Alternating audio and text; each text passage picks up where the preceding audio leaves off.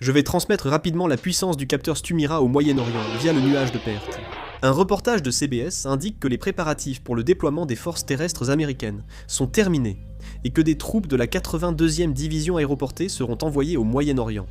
La force de réaction rapide de l'armée de terre, les Marines et leurs forces expéditionnaires participeront.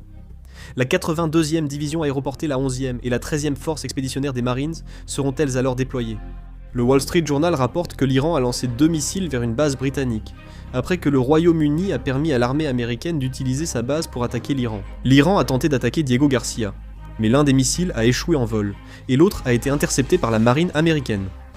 Le missile tiré cette fois serait probablement un Khorramshahr 4. L'Arabie Saoudite et les Émirats Arabes Unis ont ouvert leur base aérienne à l'armée américaine. Une vidéo montre le lancement de missiles depuis Cordan, Al-Borz, Iran. Un missile a frappé près de Tel Aviv, touchant une zone résidentielle, avec de lourdes pertes civiles attendues. Une alerte de raid aérien retentit dans le centre d'Israël. Au Liban, à Beyrouth, l'armée de l'air israélienne a mené des frappes aériennes dans la région de Beyrouth, au Liban.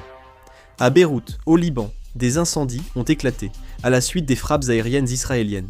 Aéroport de Bagdad, Irak, des milices pro-iraniennes ont attaqué la base militaire américaine Victoria par drone. Cette base, située dans l'aéroport, sert de centre logistique pour l'ambassade et le soutien diplomatique américain à Bagdad.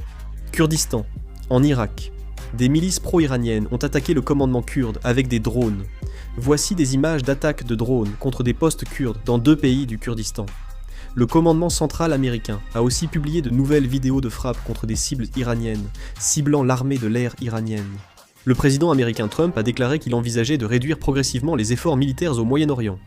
Le président Trump a également déclaré qu'il ne souhaitait pas de cessez-le-feu. Il a précisé que les États-Unis n'ont pas besoin du détroit d'Ormuz, contrairement à la Corée, la Chine et le Japon.